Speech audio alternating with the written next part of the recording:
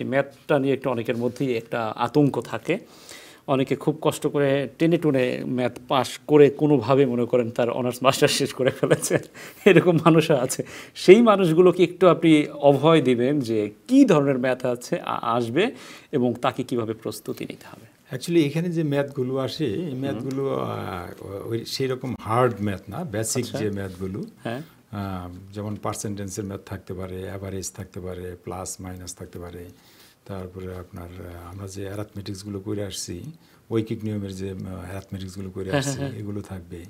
তারপরে আপনার ওই যে গ্রাফিক্যাল আর কি ডাটাবেস কিছু ম্যাথ থাকে, স্ট্যাটিস্টিক্সের ডাটাবেস কিছু ম্যাথ আছে, এগুলো থাকে। এগুলো আমার মনে হয় না যে এগুলো আমাদের বাংলাদেশের ছেলে মেয়েদের জন্য খুব একটা কঠিন হবে। আচ্ছা, তো সেক্ষেত্রে এই ম্যাথগুলো মানে সবগুলোই তো মাল্টিপল চয়েস, সবগুলোই মাল্টিপল চয়েস। এটা একটু ছোটোখাটো করে হাতে টুকে নিয়ে এটা করে ফেলতে হবে, সমাধান করে ফেলতে হবে, নাকি ক্যালকুলেটর নিয়ে যাওয়া যায়? ওখানে ওরা স্ক্র্যাপ পেপার দিবে আপনাকে রাফ করার জন্য, স্ক্র্যাপ পেপার দেবে। আর কিছু কিছু এক্সামে জন্য ক্যালকুলেটর অ্যালাউ আছে, আবার কিছু কিছু এক্সামের জন্য ক্যালকুলেটর অ্যালাউ নাই। ATV USA, বিশ্বজুড়ে বাঙালিয়ানা।